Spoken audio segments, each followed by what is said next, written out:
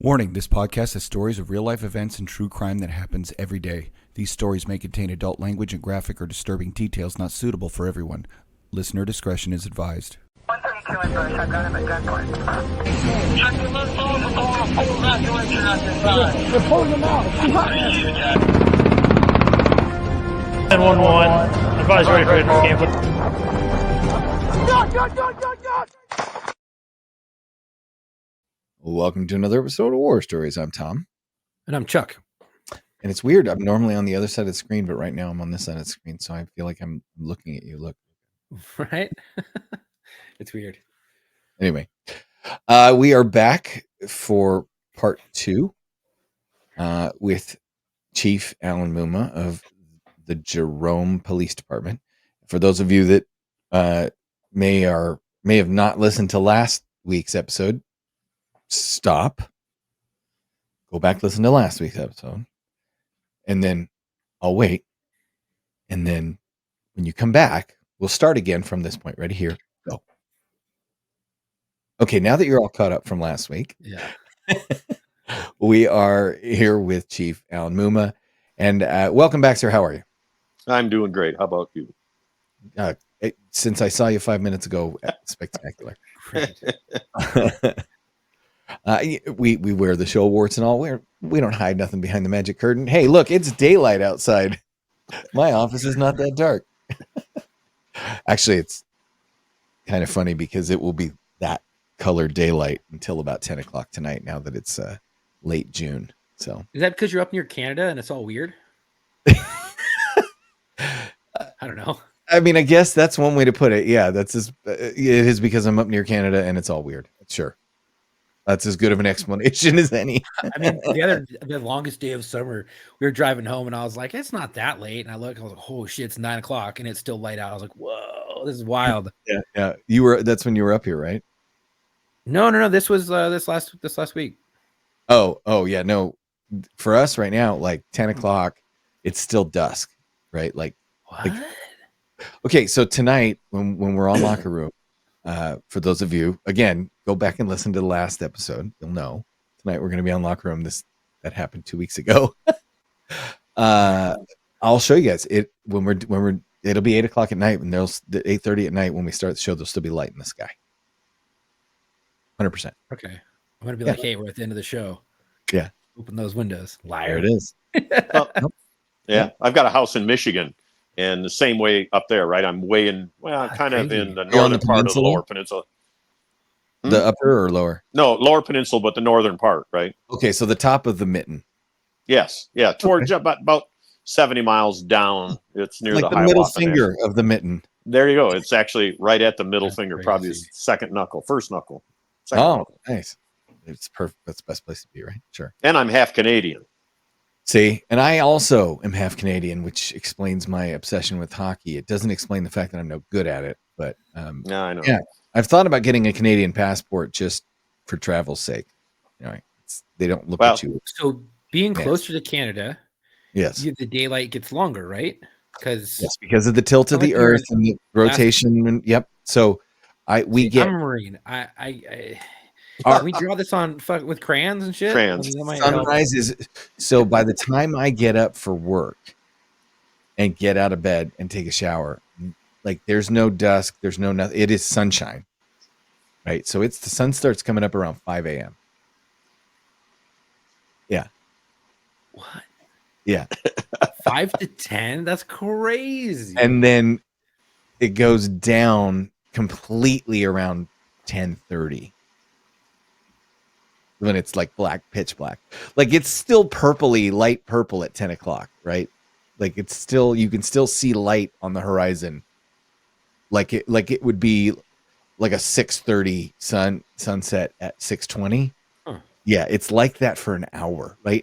It just doesn't, I'll show it to you. It's fine. when did Yeah. I come out? When did I come out last? I don't know, but we're boring Chief Muma here with, That's all right. I don't really care. Get I have to keep in with it. I'm gonna go real quick. So Yeah. I can still hear you. So he should have told me that before let's just make fun of him mercilessly because he can hear us, but he can't reply. Kid, look at your phone. Well, he's a Marine. Oh wait, he can reply. Oh, Anyway, that's hilarious. So you graduate, now you're on the department, and how big is the department? Where like what size? What's your area? Where's this well, at? so yeah, Charlevoix County is it's a decent sized county, but the sheriff's department, patrols the unincorporated areas. And I want to think we probably back then, I would have to guess at around 10 people. You know what I mean? 10 sworn, not counting the sheriff and the undersheriff. Somewhere in that neck of the woods. So it was all right. But so guess where I go though? The state You're like, police. I don't know. I don't know. No. So, all right. I remember I did a great Marine rescue, saved a bunch of people. Now those people were from Beaver Island. Oh gosh. Okay. So if you understand or you pull up the Lake Michigan, you'll Beaver notice Island's between Upper and Lower Peninsula, is it not? Right. Well, that's part of Charlevoix County. It is. The actual island itself Yes, is in the island chain, because there's 9 islands in the archipelago. Deputy. Yes. Okay. So guess where I go? You're the resident deputy at Beaver Island. Yep. So So here's my FTO, right? Now, granted, I'd done auxiliary work or posse work, and I rode in the car and stuff like that, and did, and I was a Marine officer and did stuff there. And so I get out of the academy literally on like the 5th of December in 1985. And 7 days later, they got a flight booked for me to go to Beaver Island, where I am now the resident deputy in charge of the whole island. Okay, so here we go. So here's Michigan, right? You had me freaking out. I pulled up the same map on mine, and it popped up over here, and I'm like, I don't have access to this. What just happened? Here's Michigan. Right? Yep. There's the Canadian border, right? And there's good old Beaver Island right there. So It looks like the ocean. Oh, trust me, it's 37 miles from Charlevoix's coast to the harbor in Beaver Island, right? St. James Harbor. Oh, wow. So you take a boat. Like I had a boat, even on the island, right? I helped them we developed Beaver Island search and rescue. So I had a 31-foot Chris Craft Seahawk 213. Actually, it's a 22-foot. I'm sorry. Beautiful boat, right? And so occasionally I would take it back and forth to the mainland, but literally 10 miles away from the harbor, you can't see, right? You're close to the water. You're not way up high in like a freighter, so you can't see. It's nothing but water. Sure. Nothing but water. So yeah, you realize that you're on a big ass body of water. Yeah. So that's where I became Deputy Muma, right, on Beaver Island. That was my area of responsibility, and it was interesting because Beaver Island, I would liken it back in that time as being really settled into maybe the 50s and 60s. Okay. Right there were families on the island. There was things on the island that, they did this way, and they didn't really care what anybody else think. Not everybody had registrations on their vehicles, even though they were county and state maintained roads. There were still laws against drunk driving, but you'd see somebody put the kegger in the back of the flatbed truck in a hole in a picnic table, and that was the pastime sometimes on the island, was to drive around and drink volumes of beer. So it was a unique place. Sure. Sounds like America right there. Well, the deputy before me was driven off the island literally because two things happened to him. One, at one point, somebody decided that he had his laundry on a clothesline. And so they went and took red spray paint and painted all his underwear and T-shirts red. They took his patrol car. There was a spot on the island where you could literally, if you walked in the water, it looked like you were walking on water because of the depth. It was a shelf, a rock shelf, and it went out probably almost 300 yards out into the lake, right? So can you guess what they did? They got his squad car. Yeah. Oh shit! out into the lake, turned all the lights and stuff on, locked it off, locked it up and left it out there. So somebody had it out for this dude. Well, again, it was kind of like being back in time, right?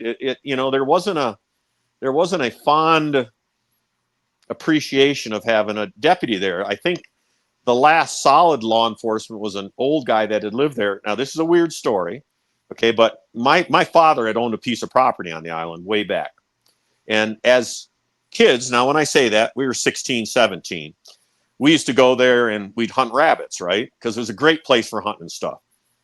Well, probably it would have been about 85. So probably 7 years prior to that, I was actually kicked off Beaver Island prior to me stepping on to becoming the deputy. I was literally kicked off the island by the deputy. He was a forest. He was a DNR officer. He had law enforcement powers. Okay.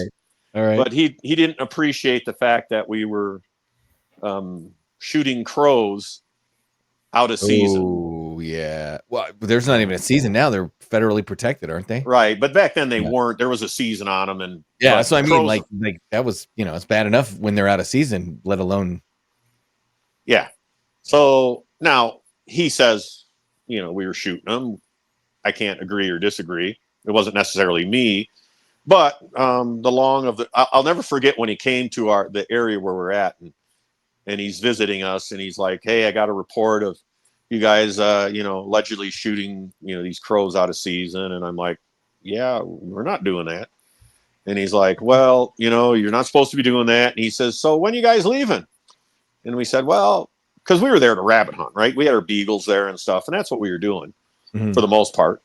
And I said, "Yeah, like Friday." And he goes, "You say you're leaving tomorrow?" Right? Tomorrow was like Wednesday. I'm like, okay. I mean, he's like suggesting that we're leaving tomorrow. He goes, "Morning boat or the late boat?" I said, "Well, by the time we get in, he said morning boat." And I'm like, okay. So we left on the morning boat on that Wednesday or whatever day it was. Right. And I never returned to the island until I returned to the island as the law enforcement officer for the island. Oh, that's 7 years. How does that feel wearing the uniform? Weird. It was weird, right? That's hilarious. but I was a kid, right? I mean, come on. I mean, it's got to be surreal. Oh, it was. I really like the island. It's a gorgeous place. It cost me a marriage, but it is a cool place, right? It's the island's like 18 miles by on your own island, I guess. Well, just yeah, you're the sole law enforcement officer of the island, right? Right. It's weird. And in the 2 years I was out there, I was only visited twice. One time they sent me a trooper out during the Harvest Festival or whatever. We had some big festival where it was like binge drinking extraordinaire, right? We pulled a squad car off the street because you were more apt to get your car smashed by some drunk. So all you could do was like just keep people from getting killed, right? I mean, literally just try to make people safe. And yeah, you're not taking anyone to jail because you don't have the resources. Right. Because the only time I could take people to jail, right, I had to fly them off. There was no jail on the island. I had to fly them off in an airplane. Sure. And so we were pretty limited, right? It was like you only took people to jail for violent crime. And I took a few people to jail. It was not it wasn't Mayberry. I can assure you of that. Right. There has to be some sort of law and order and enforcement so that you're respected. But at the same time, you can't arrest everyone because you're just one person. Right. Right. And there's no your backup is not like your 15 minutes away, right? 27 miles of ocean away. Right. And if the weather's bad and they can't get a plane in the air, then their boat ride is 6 hours. Yeah, so, God forbid it's a helicopter and Air Ops tells you there's gravity out and they don't want to fly in it. It's impossible to get Air Ops when you need them, let alone when you've got like an arrest. Yeah, that's wild. That is wild. That's like Alaska backup status, like resident deputy in like a small little town where people literally have to fly in. But how many people on the island? There was about between 300 and 400 in the winter. But the summer population back then was probably in the 2,000, maybe 2,500. Wow. Yeah. Yeah. It's a sizable island, right? Just you. Yeah. And just, yeah. And we had a school at the south end. It was a school for I need to have the right terminology so I don't offend anybody. For mentally handicapped. would I say, well, yeah, that's what I would say, but probably underprivileged kids, right? Second chance school or something like this. Well, I happened to be out there the first time they sent kids through this school. It was like an outdoor adventure combination with learning. And I mean, it was theoretically, it was bad kid camp. Right. That's what it was. Right. And I mean, literally by the end of the school, there's probably 20 kids in there. By the end of the term, I had literally gotten rid of 3/4 of the kids. Wow. Yeah. I had a bomb incident down there. I had one time I got called down. So I'm at the north end of the island. So the south end's 18 miles, right? So of that, there's only 5 miles of paved road. So you're responding code 3 to a report of 2 students gone nuts with knives, and they're destroying the place, right? And the staff and the rest of the students are holed up in the old lighthouse. Oh my God. And now communications is this sounds shit. like the plot of a shitty 90s teen horror movie. Oh, it would be. It would be. I mean, you're going down. I got no cell phones, right? Last trip to the island to explore the lighthouse, and 2 teens go crazy, and everybody's stuck in the lighthouse, and the one deputy is trying to get there in the storm. This is I'm telling you, I've seen this movie. All right. Well, this wasn't a movie, right? All right, exactly. This was real. And if you can imagine, you're trying to prep, right? You're going through everything, like what you're going to do and stuff, but there's nobody coming to help me. No. Right. No. I'm like, there's no comms. We had VHF low band radio at the south end of the island. I might be able to hear my dispatch center, possibly. Okay. But on a clear day with the wind at your back. Right. With one foot on the ground, and you hold the portable radio up, or your car up in the air. You're right. Right. It was ridiculous. Right. Wow. But I got through that one. Right. I arrested the 2 kids. Was it legit? Huh? Was it legit? Like they were? Oh yeah. They had torn up. I mean, they'd cut beds. They were deviants, right? This was a bunch of deviants that came over. I can't say they were all serial killers, or some of them might have turned out to be that. But they were definitely problem children. Most. Yeah. And so, yeah, I couldn't believe by the end of the term how many had flown off. What's that? From the south side of Detroit. I don't know. It's funny. I don't know where they all came from. It wasn't like it was just our county, right? It was from all over. It was a special, because it was a private school. Oh, was it? Okay. So it was one of those private institutes that if your kid was acting out, you'd be like, yes, Judge, I will send him to this boot camp if you just don't throw little Billy in jail. Yes. Yeah. Right. Yes. Now, so it seems like you had a pretty wild 2 years there, right? You said 2 years. Oh, hell, I had somebody try to kill their boyfriend by staking him out. There was one place in the island where the roads converged only in one spot from the north to the south. So if you wanted to get somebody, you could lay in wait there. And she did. She didn't get him. She discharged a 12-gauge shotgun into the cab of his truck and was unsuccessful in killing him. But, that was kind of crazy. I was in the tail end of the Norm Cash deal. You remember who Norm Cash was? Anybody? No. Detroit Tigers baseball star. Well, and his death on an island. Yeah. Well, he died on Beaver Island. Still some controversy about whether he was murdered or whether it was an accidental. He slipped off the docks, stepping into his boat, and smacked his head and drowned. While when I was there on the island, right as it happened, I was in the academy when it happened. And the stories I heard were completely different, the poaching rings. The number 2 thing on when you look up Norm Cash, was Norm Cash murdered? Yeah. No shit. And I would question. I would say that there's definitely at least reasonable suspicion that this was not an accident.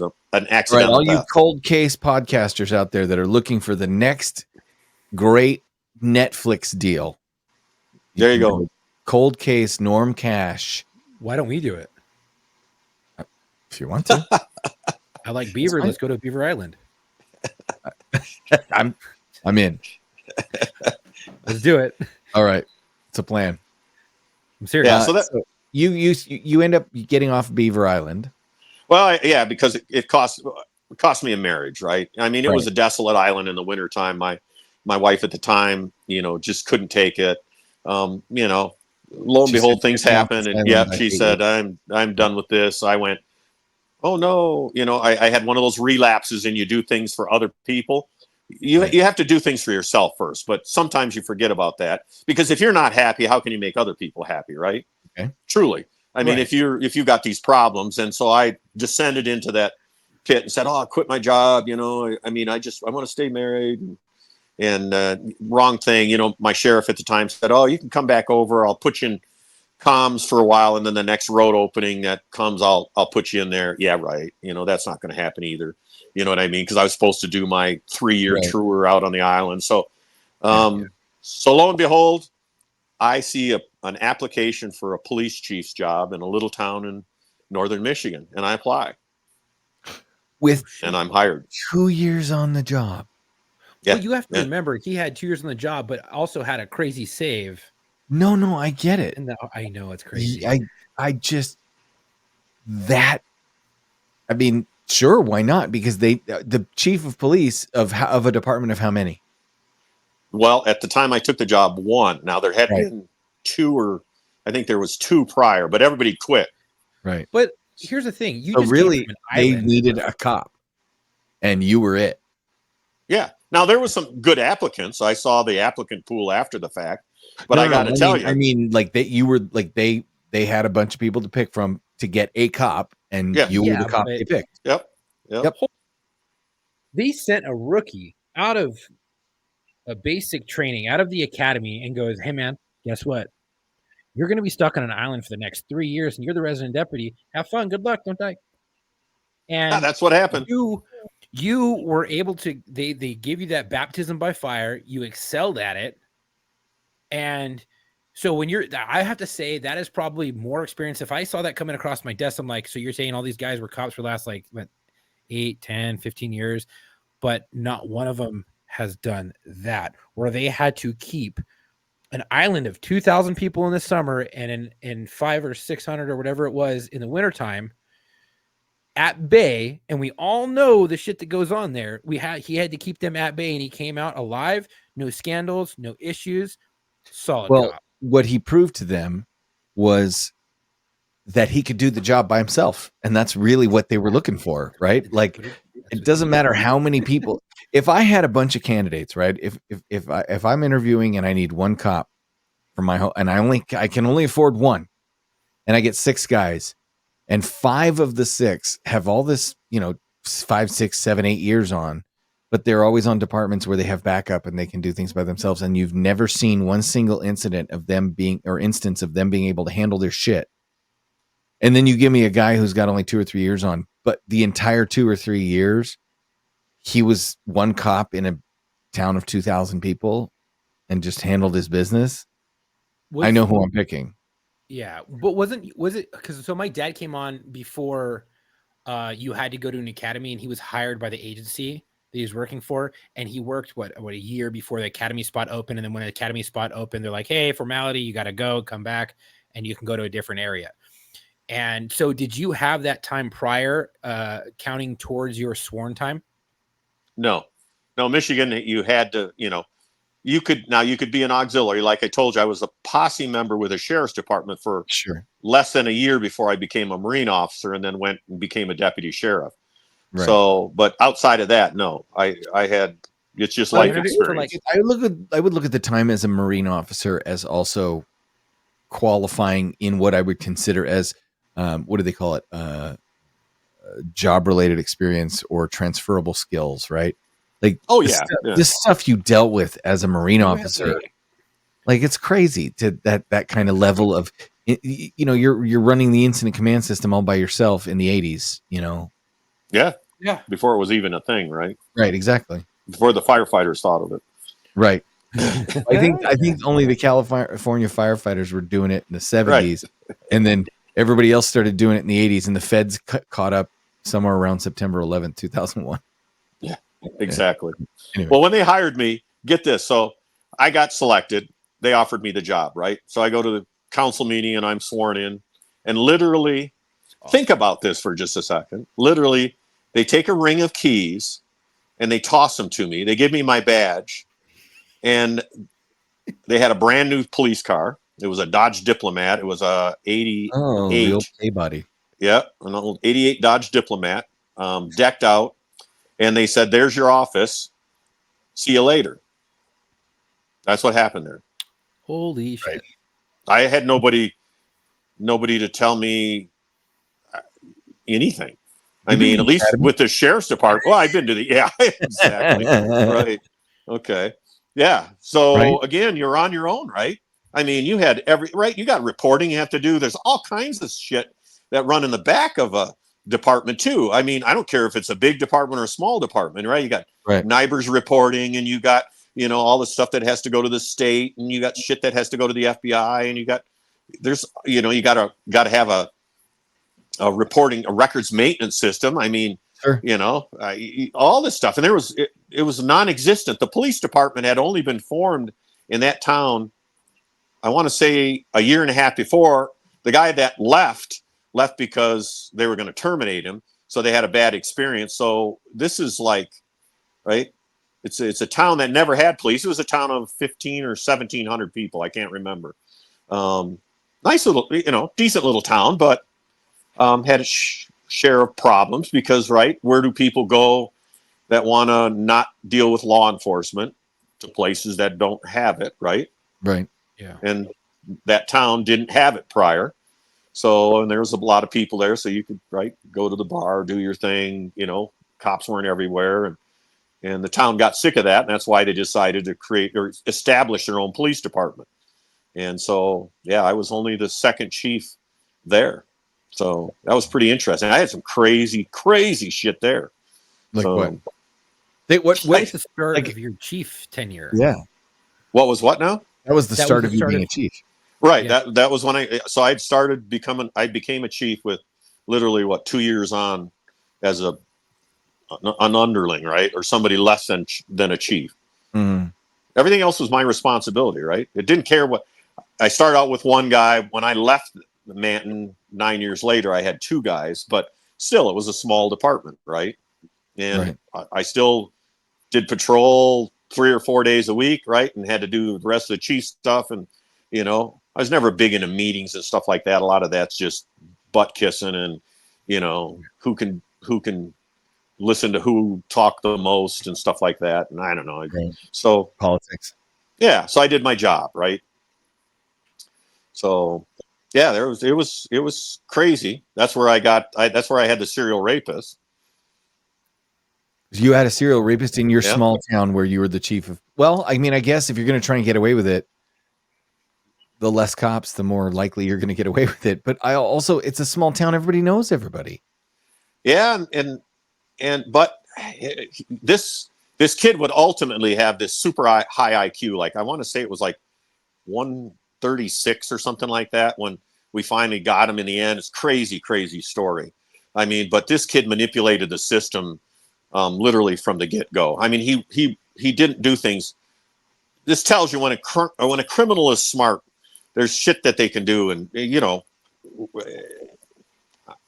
right. We know most criminals are dumb. They just are, right? The ones we catch all the time. It takes work on our part to catch the ones that are smart, right? Right. We used to say we only catch the dumb ones. Right. Well, and for the majority of it, I'd say that's true, right? Because they do stupid stuff and they continue to do stupid stuff.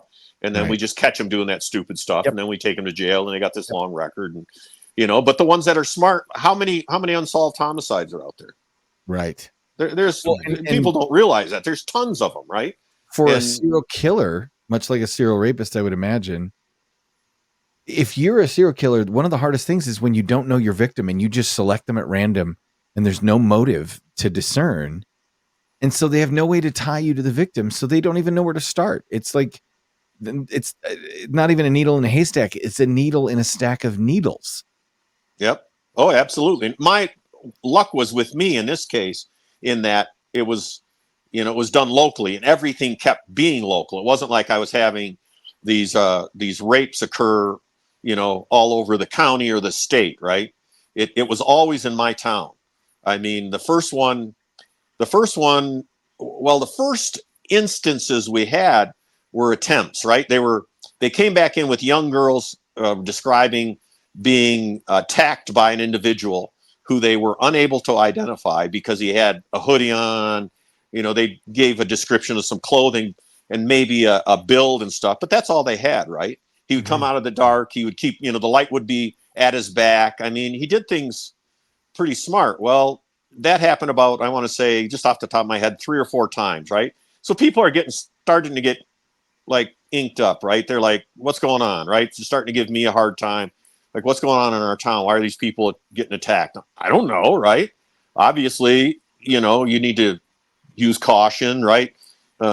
Personal safety needs to be paramount. You shouldn't go out at night alone and all these kind of things. Well, then literally a half a block from the police station, in a park that was across the street from the police station, a 12-year-old got raped, right? Oh, Full, God. right? Penetration, the whole gamut, right? Oh, shit. So you can just imagine what kind of shit mess that stirred up instantaneously, right? Right. And you're on the hook for it. Exactly, right? So they're like, what's going on? Why, Well, obviously we're investigating it. We bring the county into it, the Michigan State Police, because, right, they have, the ultimate authority, as they like to claim, and everything. Didn't do a whole lot for me during this whole thing, honestly. But we had everybody involved, we're looking. Nobody can come up with anything. We end up having another attack. So this goes on in the, I want to say 80, was it 80 or 90, 94, 95? There was an article in the Detroit Free Press, right? A big state paper that labeled, it was called Manton, the Village of Fear. So we had another attack that occurred down near my house in this town. Another woman tried to get drug off, and it was by the railroad tracks. And I contacted the city of Cadillac. We were right just after it happened. So what do I think? The suspect ran away. We had a direction of travel. So what is a resource you think about that you'd utilize right away? A canine? Oh, yeah.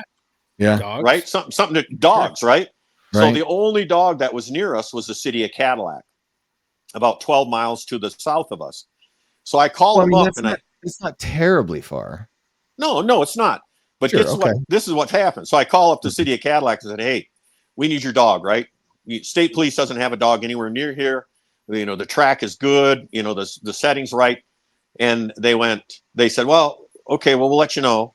5 minutes later, they call me back. Yeah, the city manager says we're not going to. The police wanted to, right? The police, you know how police are, right? They'll go. Manager? Yeah. The police would go to the ends of the earth, right? California would come to Maine if they had to help Maine out, right? But but the city manager said, nope, it's the city of Cadillac's dog, and so we're not going to share it. Yeah, that's the thing. Cops will do it. Middle finger. Politicians that won't. Can you imagine what the paper looked like the next day? Oh, because see, I don't really care. Turns down. Yeah. Oh yes, chief, and allows suspect to get away while victim mourns. Yeah, Mhm. and all the public of the city of Cadillac were writing in, right, letters to the editor and stuff, and they're like, "What? So like they're only going to rape people in Manton, right?" Yeah. I mean, sorry about that. No, that's okay. Like they're only going to rape people in Manton. Sure. Yeah. And I'm like, yeah. So they brutalized them. Well, about that time, we figured. I came up because all of the victims, there were 2 successful attacks at that time and about 6 attempts. Right. The victims kept saying, "We recognize the voice." Now we had no description. We had nothing. We did countless interviews. We looked at criminal histories, trying to see who in the town. Did we have sex offenders? Back then, they didn't have a sex offender registry. We're like, but these are all school age kids, and they kept saying, "We recognize the voice." So I go, where would they recognize a voice? All of them from school, Right. right? I had a school district in my town, so I had a K through 12. And I'm like, it's got to be a student. And we dug deeper, and lo and behold, a gal who would become a U.S. Marshal eventually, she calls me. She says, I know who this is. She says, this is I think it was a cousin. She says, it's my cousin. And I said, well, why would you think that? So she goes on to tell me how this kid would come out to their house, with his aunt, and they were friends, the family, and, the relationship and stuff. And she said, he's a weirdo. He tries to spy on us when we're changing our clothes. And she just had a lot of weird stuff going on. And then she told me about how when this kid was young, the mother, his actual born mother, had tried to get rid of him by gassing him in a house in my town. It was before me. She And saw the 666 tattooed on the back of his head and said, no more. But this is, it gets better. Right. So I'm like, and he would shit in a toy box and hide it. It was all kind of, and I'm like, wow, this is just weird. Right. So I talked to an FBI profiler, and he says, it sounds like, this could be it. So the kid is not with his parents anymore. Right. He got taken away. Dad, I don't even know whatever happened to dad. He was never in the picture. Mom, right after she tried to kill him, they got taken away from her, and he was with this aunt. So I approached the aunt. The aunt's a pretty good person. I spoke to her while he was in school, and I said, hey, I'm just wondering, does so-and-so have clothing that matches this description? And I'm in the breezeway of the house, and she said, yeah, well, there's his clothes. Well, they described this crinkly nylon. Do you remember back in well, I don't know how old all you guys are. So I know what you're talking about. Okay, there's that really nylon, that kind of windbreaker. It's like 80s. it's not it's soft. 90s garb. Yeah. And so he has this stuff hanging up in the colors and the gloves. And I told her, I said, hey, we need to talk to him, right? We need to interview him. And she says, okay, as soon as he gets out of school, I'll bring him down to the police station. How old? Like what he was 15. Okay. Whoa. 15. Yeah. Wow. That's young. So I'm like, okay, so we go back down. Me and the other officer go back down to the station. We're waiting. School gets out. We're waiting. An hour goes by. We're waiting. I get a phone call from Auntie. She says, yeah, we've retained an attorney and we're not going to speak to you. Mm-hmm. I'm like, right? We didn't have DNA. I mean, it was before then, right? I had a hunch. So this was like December, right? So all of a sudden, the attacks stop, right? There's no more attacks. Mm-hmm. So you're going, that's kind of telling you, hey, this likelihood that this was the culprit, right? But he's disappeared. Fast forward about 6 months into the spring of the next year. He's gone. I don't know what's happened to him. I can't, right? Aunt's not giving me any information. She says he's not here anymore. Sure. So all of a sudden we get another attack. This time it's a 6-year-old on a swing set in her backyard. She gets attacked by a kid a guy on a bicycle. Okay. Knocks her off the swing set, digitally penetrates her, tells her, yeah, I'm going to go here and rape another little girl. So you can just imagine, right? The shitstorm is out again. Yeah. I'm sorry. So just before that, I had another attack. Same kind of situation in a yard. This is the pastor's granddaughter. Oh man. She was 5. Right. So now we've got a 5-year-old and a 6-year-old, right? Full on, criminal sexual conduct in the first degree. Right. The town is in just going nuts. So that second one happens and I'm patrolling. I'm like, right. She says this, we're looking all over. We got an ATL going out. We don't see anything. During my interview with that little 6-year-old, she said that he wore a shirt that had a skeleton hand on the front. Okay. I was like, okay. I mean, it just seemed odd, right? Sure. Later on, about 3 hours later, I'm patrolling the streets. There's a kid on a bicycle. I go past him, and as I go past, I look at the front of his shirt, and I see a picture of a 50s diner with the rays that come off with the round balls on it that would say food, Mm-hmm. dessert, Yeah. and I looked at it and I went, it's a fucking skeleton hand. I stopped the kid. I look at him, and it's this kid that I suspected that disappeared. He's back, and it's him, right? So I take a picture. He's in public, right? Sure. Take a picture of him. I go back. I can't arrest him. I don't know for sure it's him, right? I'm pretty sure it is.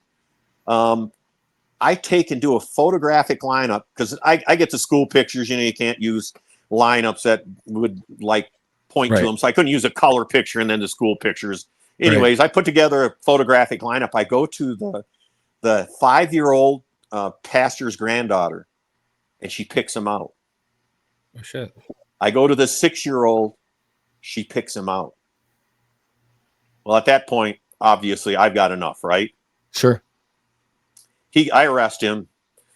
We've never in that county, we hadn't had a violent juvenile offender in forever, right? They don't even know what to do with him. They're like, well, he can't go in jail, right? He's got to be segregated from the adult population. Those rules were in effect then. Sure.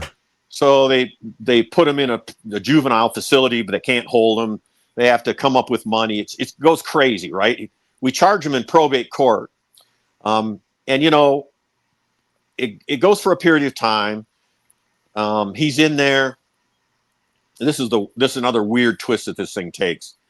And we're thinking we want to get him help, right? He's a kid. He's 15, for God's sakes. And it goes for a while, and the judge in probate, they've got a speedy trial rules as well, right? So they have to take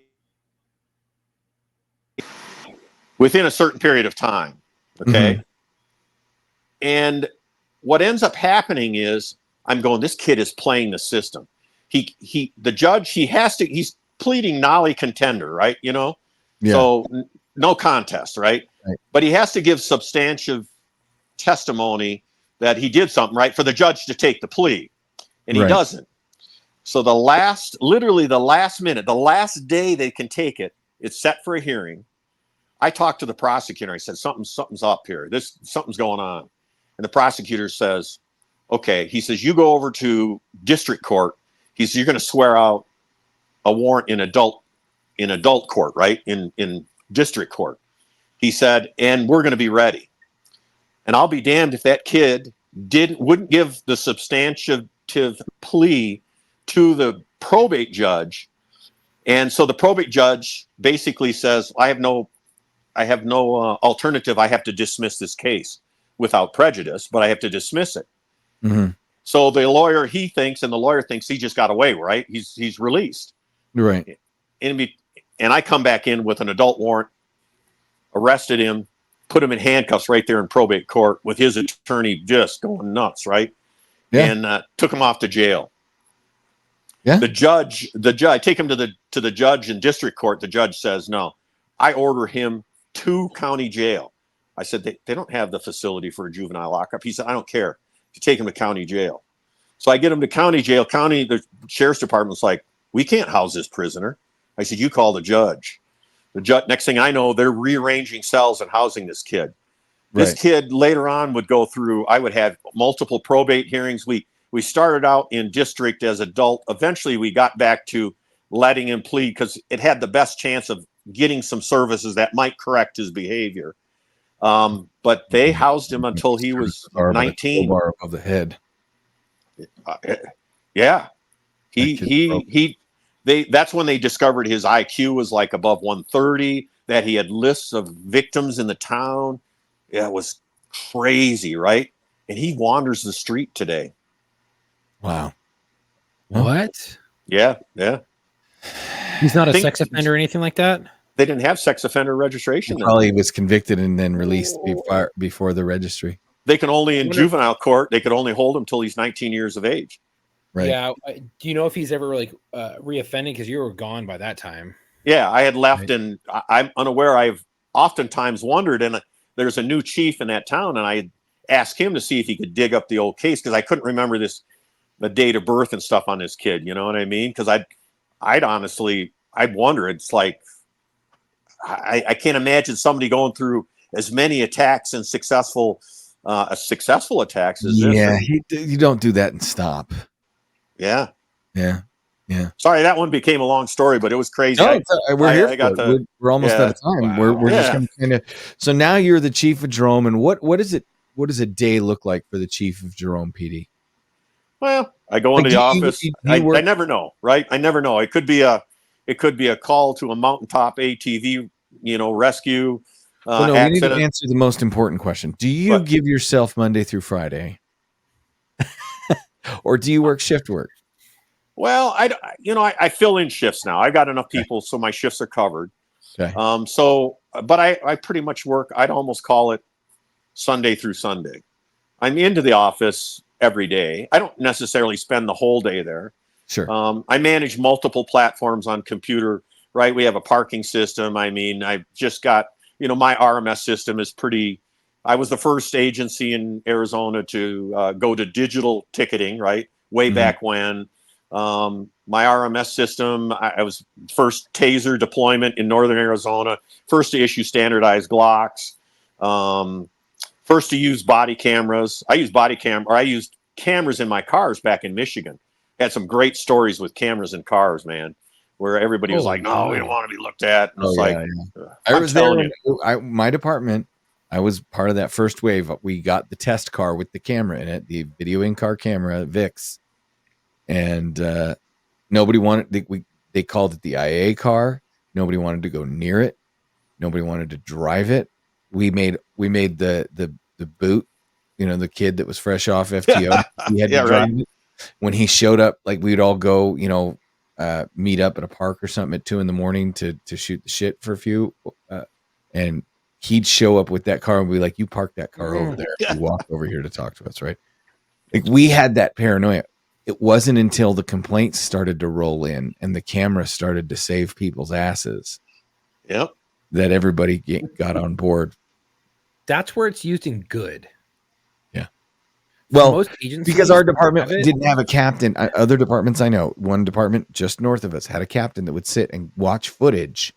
Yeah, and that's not right. That's proactively looking for cops violating policy. Right. You didn't say please, right? You didn't. Right. What? Right. Yeah, right. Yeah. That's not what they're for, right? I mean, if you have an offender that's constantly getting citizen complaints, I mean, I review it occasionally, but I don't look at every video, and I don't let the lieutenant look at every video. It's like bullshit. I mean, I got better things to do, and I'd spend all day looking at videos. If something warrants it, then we'll look at the video. And if we're transferring it for a case or something, or it's a serious incident, we'll review it to make sure everything went good. If there's a complaint, if it's a serious incident that you're going to get scrutinized over, or if you have to do an investigation into policy for an OIS or for use of force, yeah, sure, I get it. Other than that, trust your people.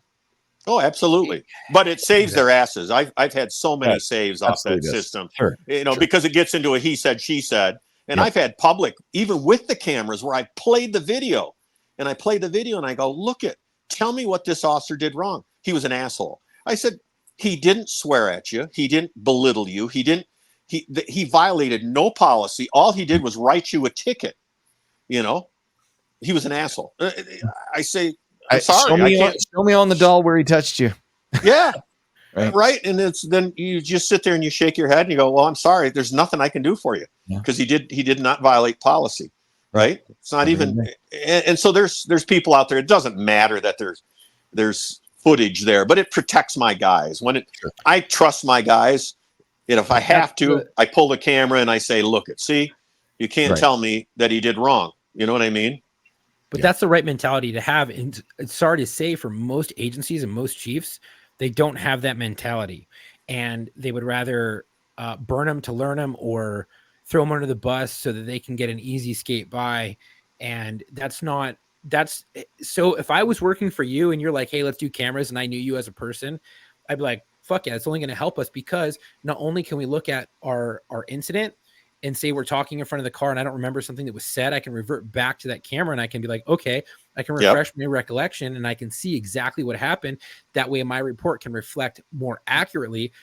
Right. And I'm not worried about hey, I used some tactical language while talking to this person, while to assimilate to their vocabulary of speaking, or to convey, I mean fucking business. Right. Don't dick me around. Right. Yep. And it gets used against me. I wouldn't have that fear with you. So I mean, I think a lot of people are scared because they don't really trust their agencies or their departments. But working for you, I think that I would be more than happy to have it, because you could actually see you want it to be used as a tool, not as a headhunting measure. Right. And it's a tool for protection of my guy. It protects the public as well.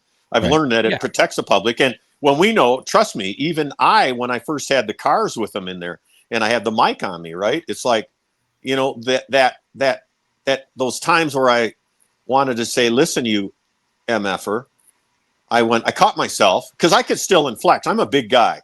I've had some pretty tense situation. I had a homicide suspect in this town. That's another great story that, you know, in the end, they asked him why he didn't try to kill me. He said, because he knew I was going to kill him. And that's just comes from command presence, right? Right. You know what that is, right? I'm a big guy, and I was in my shorts that day. I was in my, and they're not dangle shorts. They're the longer 5-inch than ones. that. Yeah. They're like the 9-inch inseam, but still, I'm a big guy. I got big legs, right? And so I fill my shorts out pretty well, and but this guy was not going to tangle with me because he knew I was going to kill him, which is absolutely correct. Right. He just shot up a guy down in Clarkdale, and he was going to get it from me. I had a guy. He's a good friend of mine. When he came on the job, his badge was 12 inches wide, and when he showed up on every call, you knew it. But he didn't have that command presence. He didn't have that cold stare that said, hey, I could hand you the handcuffs and make you and tell you to put them on, or I can beat your ass bloody and put the handcuffs on you myself while you're unconscious. Any degree between those two is fine with me. Right. And it's up to him. It's up to him. I'm not going to, I've never come down heavy handed, but I've done whatever I've had to do my job. But he didn't have that. He had you do what I say or else, right? And he jacked more people up with that lack of command presence. Absolutely. And with the swagger of showing up and going, listen, motherfucker, I know two things. One, you're going to jail. And two, I'm going home at the end of my shift. Now, if you happen to stop at the hospital before we go to jail, that's a choice you're going to have to make for yourself. It will not affect me one way or the other. Oh, yeah. Right. Well, you go into it, and I've never, I'll be honest, I've never had to say anything like that even. I can think it. No, but that's the attitude. Right. That's my attitude. It's like, it's going to be what it's, you have to, right? You have to be capable of incredible violence to be peaceful. Right. Right. You have to say, hey, I know, right? I mean, I was in East Timor, right? I mean, they call us the grave diggers, right? It was a bad place in 2000. It was the worst place in the world to go. And I went there just because they paid me a lot of money and it was going to be fun. Right. Sure. But I did it with that knowledge. I was like, whatever happens, happens. I mean, I don't want to die. That's clear. I like life. I do a lot of stuff, but I was an adrenaline seeker. I've always been so. It's my drug of choice. I never got into anything else, right? But adrenaline was kind of one of those things. And so, but that puts you, I don't care. I don't claim to be the best fighter, right? It's like the tripod, they talk about the tripod with a skill set, right? Strength can be there, skill, and determination, I think, right? Mindset, and you can take one of the weaker legs and bolster it with a stronger leg, right? So, I always believed in making sure that I can bench 400 pounds. I can squat. I was a hell of a power lifter. And honestly, that came in handy. I had some fights where it was like, it was he who could breathe the last breath and was the strongest, right? Right. The defensive tactics. I mean, come on. I was a PPCT instructor. I've a Krav Maga. I've got quite a few of those accolades in my, and I remember a lot of it and I can do some harm, but honestly, most of it came down to I'm strong as hell. I don't win easily, right? And I'm going to prevail because I've got a mindset. Yeah. right? So even if I have a weak leg on a skill, my other legs are very strong. So I don't have to be smart, but I can be tough. Right? Well, and I'm need to be. tough and I'm smart. So that's what's kept me through the saying years. is like, I don't have to be Oh, yeah. smart. I just have to be tough. Like, I Right. don't have to outsmart you at this point. I don't have to Right. do anything other than to just be tougher than you are right now. I Yep. don't have to talk you into the handcuffs. If you want to go the dumb way, we'll go the dumb way. If you want to go the Right. smart That's up to way, you. yeah. Right. Exactly. You know, Yeah. I mean, I'll do everything I can to avoid that because that's my job. And I owe it to, you know, I truly do. But when you're capable and you're calm, you don't end up doing those stupid things, right? I would see them in fights, these guys that didn't know what they were doing. Next thing they're whipping a baton out and they're smashing guys in the head, right? It's like, oh, Lord, that's why are you doing that? Right? Why do we have to go down that road when this is all you have to do, right? You know, I grab them, flip them over, and I don't know. Yeah. Sorry, that's another subject altogether. But well, we want to make sure we get to your dedication because we're at the end of our part 2. We would love to have you on anytime you want to tell us some of those other stories because I've heard you say about 5 times. That's a whole other story. So we'll get any of those that you want to share. All right. Well, I'd love it. Yeah, there's some other good ones, but we wanted to get your dedication. So, well, when I worked, I'm sorry. I know that you're getting ready to get your dedication. Yeah. We really haven't talked about it. How do you know, before we get into it? Yeah. How do you know Brandon? So we can come full circle in this. Well, Brandon was I'm trying to remember if I've got quite a few friends, and I think Brandon was YCSO before he went to become a trooper. And so I knew him, and then he was a trooper in this area. So I ran across him a few times. I just like Brandon, right? He's got an outgoing personality. He's fun to be around. We've had lunch a few times. You know, he make it a point. You know, he's one of those guys that still stops by and says hello, right? A lot of people, right? You know, I'm bad about it, right? I really am. I'm not the best of friends. I don't know if that's the right wording to use. I'm a lone wolf, right? And that's not the best thing in the world. I mean, as we age, we should have, you know, but they say you should only have a few close friends. But, you know, and Brandon may not be my closest friend, but he's a friend, and he's always experienced that. Yeah. He's just a good-hearted guy, you know, and he's been through some crap, you know what I mean, as you know, from listening to, you know, from having him on the show. And I respect him. I put him up there in my league as far as people. And I don't know, you know, we talk, I don't know, every few months or something like that. You know, he'll drop me a text or something like that. So that's how that's how we still get along, right? That's I'm awesome. sure. Yeah. Well, I know he's going to be listening to this. So Brandon, that's for you. Yeah. Yeah. Yeah. He's a great guy. He really is. So, and yeah, I just wanted to get some context on how you guys knew one another.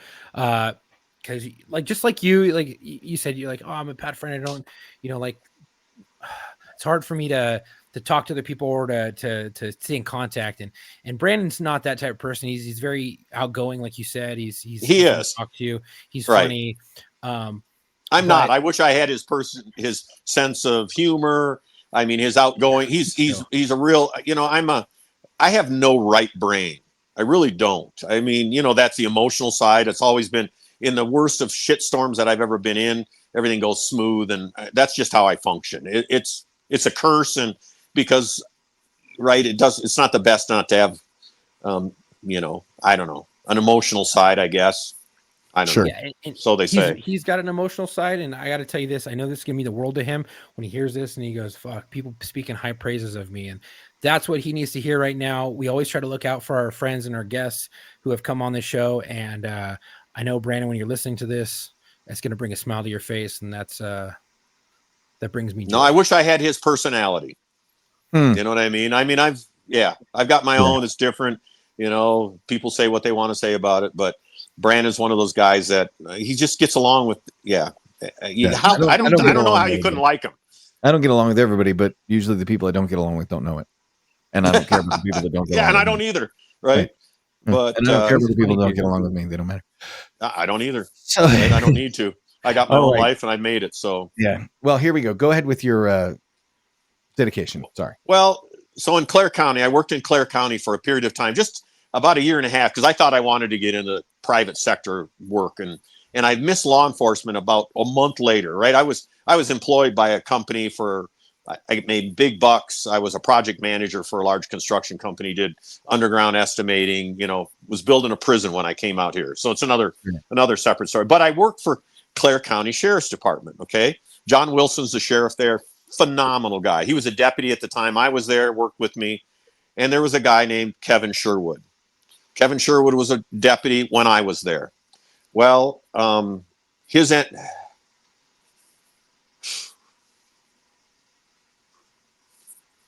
Sorry. No, take your time. This is the only place I'm broken. Yeah. I have a problem with line of duty deaths, and I had left. I had come out here to Arizona. So it was October 9th of 2003 was his end of watch for Kevin Sherwood. He was struck and killed by a wrong way driver on 123 in Clare County when he was responding to try to catch this guy or this person. This person ended up hitting him head on, killed him and Kevin Sherwood. So Kevin was an Army vet. He was an all-around good guy. Really, really enjoyed him. He'd only been on the job about 4.5 years at that point in time, but he was just one of those guys that you just knew was going to go far and would have went far. If it hadn't been for some asshole. If his life hadn't been cut short by. So, yeah. Well, sorry about that. That's okay. So Kevin Sherwood, I've got your 6, and I'll always remember you. No. Yeah. We appreciate it. And Chuck, I know you have our normal business to attend to as we leave, but Alan, I want to tell you, I really look forward to talking to you again. I was, loved talking to you both times. So you're more than welcome back anytime. I love the stories. The more we get this kind of stuff out, the more people understand, we're human and it's a tough job, right? Yeah, it really is.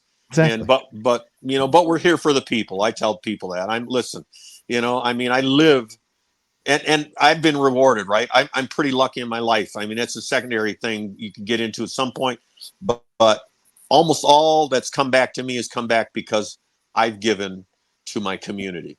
Yeah. You reap the rewards, you reap what you sow. And when you do good for the public and those you serve, right? I'm a servant leader. I truly believe in that, but I leave from the front. Yeah. And there's nothing I won't do that I would send my guys in to do that I won't do. You can ask them that. Yeah. It's like, I'm the guy in the door first. I'm the guy. That's just how I am. But it's come back to me. If you're having a hard time, go do something for someone else and you'll find Absolutely. And it's rewarding. Right? Yeah. Yeah. Yep. Absolutely. Well, all right. We appreciate it. And until our next, Chuck, you have the last thing, the last little bit to read. I do. And Chief, thank you so much for coming on. We look forward to having you back on and telling some more of those stories, especially some of those life-saving stories that you've gotten accolades for and stuff like that. You are a true hero. I have to say, from day one, starting from hearing your stories, you were not. This was not just a job for you. This was a calling. It was you were born to do it. Just listening to the stuff that you've done and how you accomplished it and how that you kind of like got thrown into the fire really quick. You rose to the occasion, and you don't see that often like that. Like you don't see the caliber of law enforcement like that anymore, really. And that is not to say it's not there, but you definitely had it, and you still have it, and you're still a hardcore hero in my book. I mean, I would love to work for you. You're the type of chief that I think every officer who wants to be a cop strives to work for. And I think that is one of the highest praises I think I can give you. I think you're a solid chief, and there we go. I'll make it simple and just say I'd work for you. Thanks. Well, I appreciate it, guys. It means a lot. That's always what You're I welcome. wanted. Like, that's always what I wanted people to say about me as a cop was, oh yeah, I'd work with him. Yeah. That's if other cops want to, know that I'll have their back, it's the highest compliment I can pay. So anyway, Yeah. Well, thank you everyone for listening. If you like today's podcast and the content we provide, please help us out by rating and reviewing us on Apple Podcasts or Spotify or really whatever podcast platform you listen to us on. Our podcast is available on all major podcast reading platforms as well as on YouTube. Rating and reviewing is how we grow. If you already support us, thank you. If you want to support us, please go to our Instagram at war_stories_official and our Facebook at War Stories Podcast. If you already follow us there, please like and share our posts and all that stuff. You can also click the link in our bio to reach all of our socials, our media, and our podcasting website. Our website is www.warstoriesofficial.com. You can go ahead and grab some gear there.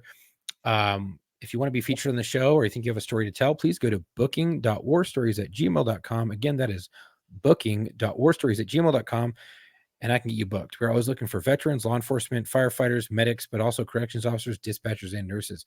If you have a friend who you think would be a great fit for the show, please give them that booking email and get us linked up. If you want to come on the show, but you don't want to be featured on the show, you just want to share a story, write that story out and send it to us to our booking and we'll read it live on the show. Thank you for the support. Stay safe. and until our next episode, come home with your shield or on it.